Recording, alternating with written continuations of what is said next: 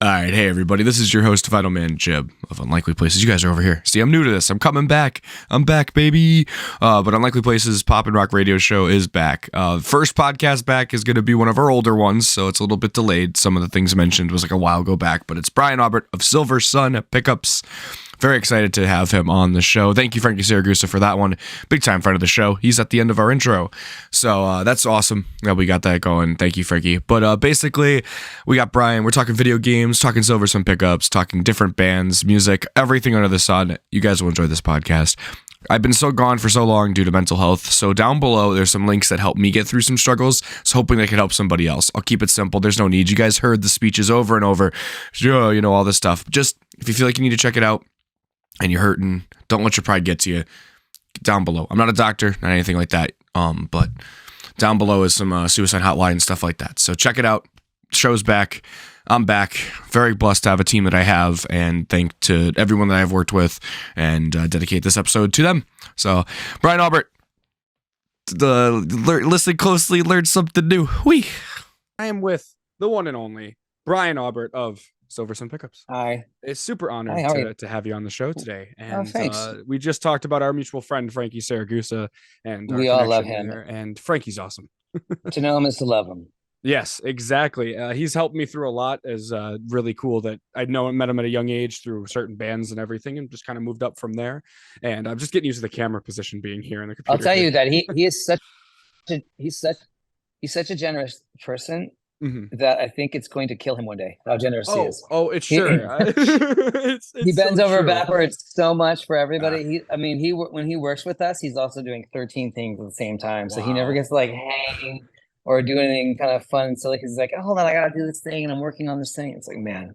Him and I are very much alike. I'm always running. I run marketing for a venue, and I do this radio show, and I also own a record label, and all this stuff. So it's always got inspired by him to just keep doing it. And I'm only 23, so he was always. I can't even imagine more years. I don't even know how to follow him. I would be collapsed on the ground if I had to follow That's him. A lot. But he's the best. He really is. Well, Brian, I wanted to start off with first a simple question. What got you into music, and when did you start playing around there? I don't know. I think music is the thing that most people like in some fashion, right? Right. Everybody listens to it. It's around. When you're little, you hear things and like pop music, and there's the jingles and whatever, and your parents and your sisters and your uncles and blah, blah, blah. And then I think some people take it in a little bit differently.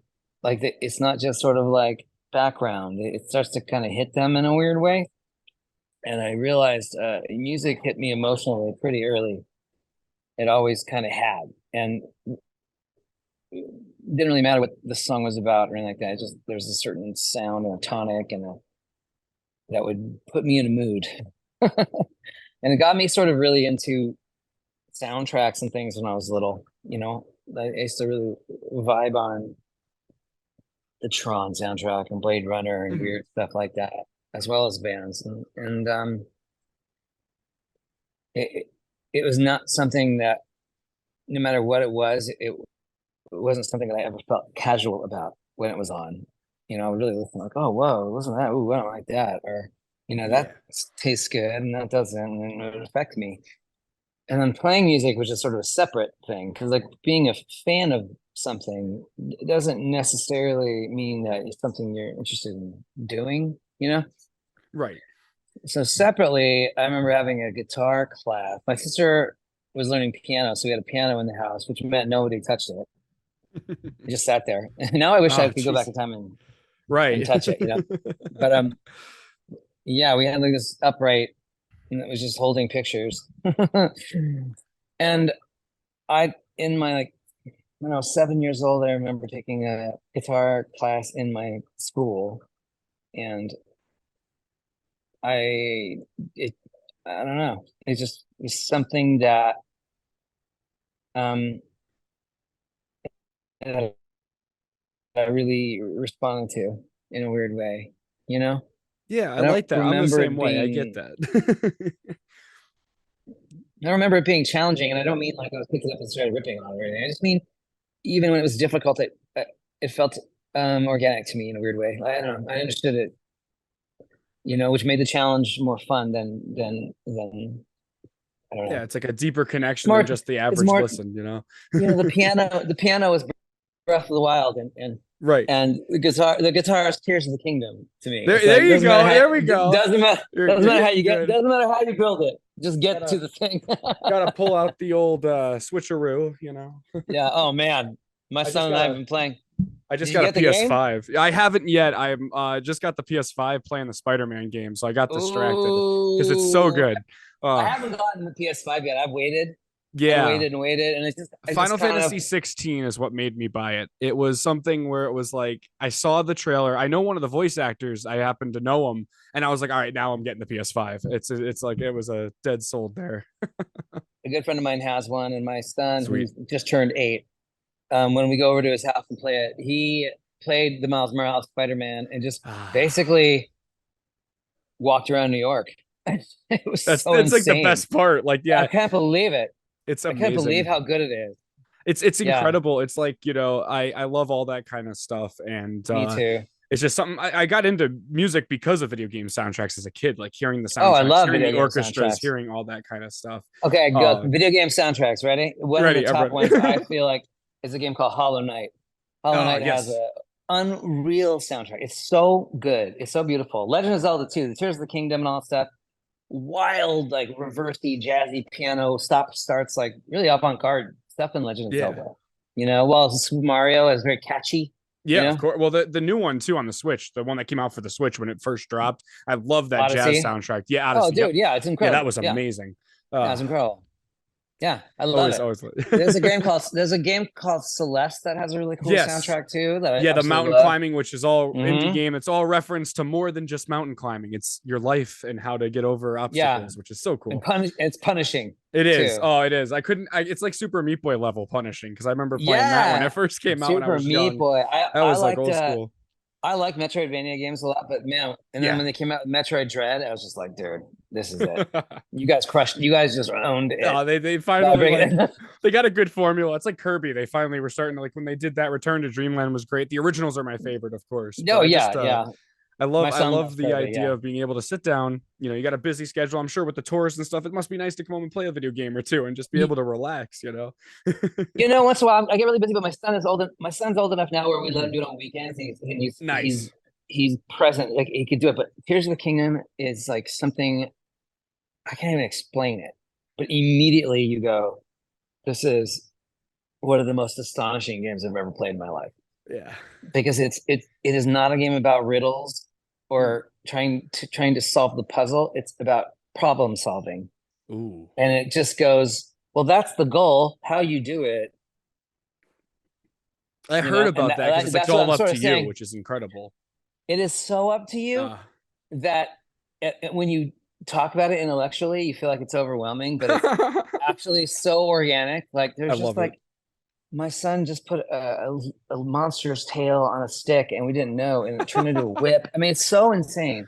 That's awesome. But yeah, sorry, we took a little tangent. But this is a podcast, so it's whatever. That's how I feel guitar playing is. Awesome. It rounded it out. It came back. Yeah. I just bought a Reverend, the Billy Corgan guitars they call them, but the what is it called? A Reverend. Billy Corgan has his own line as well, but it's basically I'll have to They basically, I got one that's like similar to his, but it doesn't have the two wings like he has. But it's a really great guitar. But I play, so I understand like the total of like how complexity things are to then get back to the guitar. You know.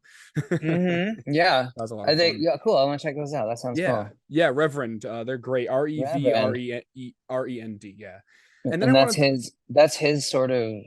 Well, he has a line with them. I think that's how they like kind of like a sponsor, like how Telly has like Prince come in and say he has a Prince. I know. Yeah, that kind of stuff. I have two of those. I have a Troy Van Leeuwen Jazzmaster, which I love, and a Ed O'Brien Strat that has a EBO in it that I use for noise. Yeah. So how do you get the sound that you do live? Like how do you just it comes? Like it's just like King Crimson. I mean, you don't want to ask Robert Fripp how he gets the sound, but like how does Brian Robert Fripp would sound? Be an interesting. Oh, yeah.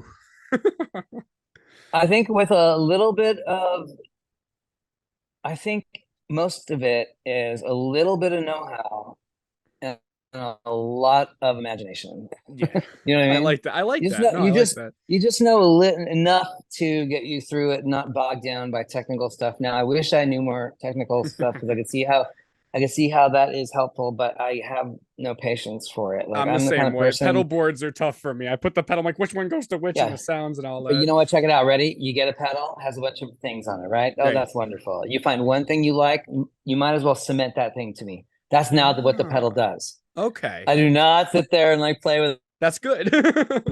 I see people go, you could do this, you could do this, you could do this. And I'm like, great. I'd rather just start a song already with that sound. Right. And just monkeying around and having fun and just trying to like it's so interesting how easy it is to think outside the box, which is sad, you know. Like I love it when people go, "Oh, you guys are so trippy and weird." And I go, "Wow, it's so sad that we're weird." Like there's just not that much. It's funny people trying to get into some weird spaces, you know. Right. It's funny because like you think you have a certain set sound in music, and then you're just making it. It's just whatever comes to you as an artist, as a musician, and then all of a sudden the crowds are like, "Well, this is weird," or "This is this," and it's like it's just us, you know. It's just what we make. Yeah, but I think it's more sad that the fact like I feel like there's not as enough. I don't know, experimentation and stuff. But as I'm saying that, the more we go on, and the more you play, and the more your band has a lot of what do you call it? Like a lot of experience, you know. Well, that's what I felt like your album, Physical Thrills. Physical Thrills was very much of a concept that I felt was like you guys were experimenting to what you could do with sounds, and it was so you know I loved it. And then we have Butch incredible. too. We have Butch too. So he's Butch he's awesome. So. Well, he's so awesome because he's not. First of all, he's one of the nicest guys ever. He's awesome. Now a really close friend. He's out with Garbage right now. They're out with Noel Gallagher. Oh they're doing the High Flying Birds tour with Garbage and Metric on some of the shows too. Metric is on most of the shows. Yeah, that's Scott Pilgrim all the way. You know. Oh my god! Like how rad is that? Every time we play, Silversun has a little joke that only some people kind of catch on. Is every single time, every single show, even if it's a festival or anything, anytime we play Toronto, we always thank Sex Bomb for opening up. That's awesome. We go and like we like to thank a lot. So we always say whoever the first actual band was. So we go thanks to Eliza and Delusionals for playing, and then of course if you get here, really thank you Sex Bomb. Every Toronto show. Oh no! I hope people get it and don't go. We were late, you know. A couple of people get it, like, and a couple of people who've come back have understood. Sex Bomb rules. Those are some of the best Beck songs ever, and that Brie Larson version of that Metric song is so insane. Oh, it's so good. I watched the bloopers too, where she's like backing up. She falls over. She falls. Yeah. Yep. To be able to see that, and it was like I get it now. What an awesome movie! So it's incredible. One of my favorites. We have a store in LA called Amoeba Records, which is really huge, and our friend Jimmy runs it. He owns it, and when my friend called me and said, "Hey, the cast of Scott Pilgrim is going to be there. Do you want to do come get like a thing signed?" And I said, "Okay." And I went with my friend, and he gave me a vinyl. And it was every single person in that movie. Wow. Oh, that's incredible. Assigned. I was just like, I can't believe it. I've never seen this. Edgar Wright was there. Oh, I was going to ask, was Edgar there too? That's awesome. Oh, for sure. He was leading the ship. That's awesome. Yeah, that's a masterpiece. I love him because, you know, you got Baby Driver, and I loved his Sparks documentary. That was amazing. So I love all that stuff, but nothing as much as I love Scott Pilgrim. Same. It's my all-time favorite. So Scott Pilgrim is it's a miracle for Edgar Wright. I think it's the best Edgar Wright movie. It's just so surreal, perfect. It's so everything lands to me, and it's one of those rock and roll movies that makes me so happy to be in a band because I get so excited. Like when things are hitting for you and you're really enjoying it, what you want is when you stomp on that thing, you want a giant electric gorilla to come out. Well, and start attacking. You know what I mean? That's exactly how it feels. Like, that's who thought of putting a fuzz with an acoustic guitar? Like, it's amazing. My first band, the Breeders, Kim Deal, The Breeders. Right. Check out the Cannonball and all those songs. I will. Kim Deal does the best. That's she does the best acoustic distortion. Sweet. I will check that out because it's funny when you see that for the first time, not realizing, and you go, oh, that's really sick. Who thought of that? But I always loved Brian O'Malley's writing, of course, too, with the original graphic novel. Yeah, I read those after the fact. Same here. I have like the first 3. I got to get the last 3 because I was like finally going to do this, finally going to read it. Just too busy reading too much manga at the moment, trying to get into some newer Shonen Jump stuff. But it's just so much fun. I got one last question for you, and we'll probably wrap it up for the show. And, sure. Thank you for coming on. I've had so much fun. I was going to ask a really cool one. How did Silversun Pickups form? I wanted to ask that. Like, just how did you guys get to meet each other and kind of form the band? Well, we're lucky because we sort of knew each other beforehand. So we were all friends prior to starting the band. Okay. And then later on, I was in a different band playing bass for my friends. And Nikki and Christopher when Christopher was our drummer, and Nikki's my bass player. Yep. And they were in a band together, and we were just all around each other and knew each other, and we were all quite close. And then Nikki would always encourage me to leave the other band and just start something. Because she was just like, you got to leave that band. You're not happy, and you should try and do your own thing. And if you do, I'm going to join right away. And so we just started up, and we met Joe through other friends, and they had a great band called Pine Martin. Okay. But 2 of the guys from Pine Martin went on a long tour with a band called the Radar Brothers, which is our friend Jim, who we love. They went on tour with the Breeders, who we were talking about earlier. Okay. And so Joe was just around. And so Joe tacked on to our band, and we just were getting shows all the time. That doesn't mean we were good. It doesn't mean we even had songs. It's just that we were getting offered things. So we were just trying things out live. And wow. So we played for a couple of years all the time without making a T-shirt or a CD or anything. We just were trying to figure out music. Yeah, pretty much just playing, just trying to figure it out and finding our identity in front of people, you know. And then one day it started to kind of become something a little bit more in the front of our minds than in the back. Wow. Yeah. That's awesome. Yeah. So we kind of got through all of our friend bullshit before we even started the band. So it made it easier. Still afford us almost 20 years later. Yeah, I mean, we know each other, you know. It's almost like we just gotta make music now. Well, you can't have an ego in the band because all 3 of us are there. So we'll like make fun of you and yeah, it's like the Muppets Mayhem. I don't know if you've seen the new Disney Plus series. I haven't seen that one. No, is it good? Oh, it's really good, and a lot of good guest stars too that come out of nowhere. So I'm not going to spoil anything. It's a lot of music industry guest stars and a lot of like really cool things. But I've always thought the Electric Mayhem, there was no ego in the bands. Oh, me too. My whole life is the Muppets. So. Oh my God, I love the Muppets are so awesome. Kermit's one of my favorites. There's a new theater down the street from me that's opened up, and it's playing all this amazing stuff. And I was thinking about taking my son. The Muppet movie's playing tonight. Oh, sweet. The original one. Oh, the OG. My son. Oh, wow. Yeah.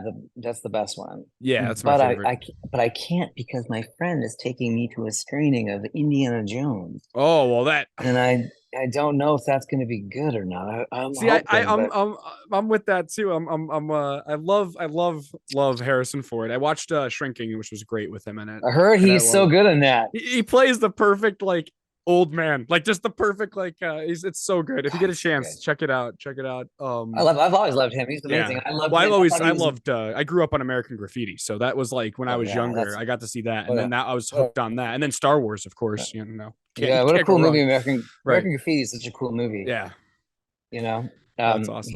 That's a really why are you into cars and stuff or? Oh, I like all old like classic 50s stuff. My dad's like older, so like I grew up with records and all this like the Beatles, all that kind of stuff. So I got really into American Graffiti just due to like just timing, and I just love the movie. But of course, that's when I got into the Beach Boys and all that kind of stuff, and then it just skyrocketed. And then it was music for me for life, and it was deeper for me as well. When you mentioned that, it was a lot deeper for me too. It wasn't just like a pastime to listen to when things happened. It was a full time to be a part of and put things around it. And it's always been that way. I just never knew where I fit. And then the radio came into business because I loved Wolfman Jack, which from that movie. So that's when I really hit it. Did you see the Weird Al movie? The first one, not UHF, but the new one with Daniel Radcliffe. Excellent, dude. Jack Black as Wolfman Jack is that was the best part. Incredible. I didn't expect it. Here's He's so Bowser. good. Here's Bowser as Wolfman Jack. It was before that. He's so good as that's Wolfman awesome. Jack. Yeah, He's also, he is. yeah, incredible as Bowser. Oh, well, the American Graffiti and Dazed and Confused and like Myth and American Sleepover, and then there's another one like Lovers Rock, which is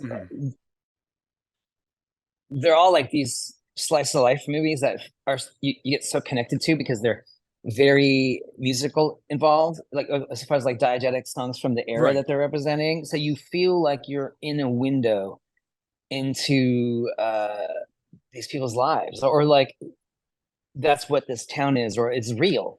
American Graffiti feels real. Well, it's like for me, like the OC. And you just get so into it. It's kind of like the OC in the 2000s, the TV drama. Yeah, that one's got a lot of good music. The theme songs from Phantom Planet. Oh, I know that stuff. I remember it was like a lot of those things were on there for sure. But this is reruns. I'm only only 23, so a lot of times like people think I'm older because of what I know. But it's just what I was drawn to. What part of your brain likes something. You dig what you dig. Right. You just like. I like Silversun Pickups. They're pretty cool. Well, I'm sorry to hear about that. Yeah, right. Everybody has flaws. You'll get over that soon. Just take a little medicine and sleep it off, and you'll wake up. And then I'll be like, who are they again? What was this T-shirt? What is that? Well, I saw you guys back at Oakdale when you guys opened for Third Eye Blind, and that's when I got hooked. It was like, because I really know much about you. Then I saw that show. What a funny tour. And that was the first time I was ever in the pit. So you're going to remember those memories. And then I saw you guys again at College Street. The second time with an old bass player of mine, we went, and I actually learned my lesson of never buy a vinyl and bring it to the pit, but learned that quickly. Oh yeah. Which is this survived. It survived. Yeah. Nice. I always feel like there should be a holding area for people. You know what I mean? Like if they're gonna buy and stuff like that, I'm like, don't. Yeah, you don't want to, because you literally pay your sport and all that. And then the third time, you guys were just at College Street, and that's when Frankie was running the sound, and he grabbed my hat. He grabbed my hat and ran it back, and you signed it. I really appreciate that. Yeah, I remember that, Frankie. Yeah. My dad and I haven't seen him in 5 years because he's like a family. He's like a brother to me. So like my parents know him and everything. So when he was like, "I'm coming up, I'll get you tickets. You can come in." I was like, "Oh, thank you, dude. I really appreciate it." Cool. Because we used to again, it was Posey's families first, and then it was that kind of. But I've always liked you guys, so it was an honor to have that. That's very nice. Honored to have you on the show, Brian. Thank you. Thanks for having me, pal. Yeah, thank you so much. We could rap all day long about stuff. Sure, I anytime, man, and anytime in the future too.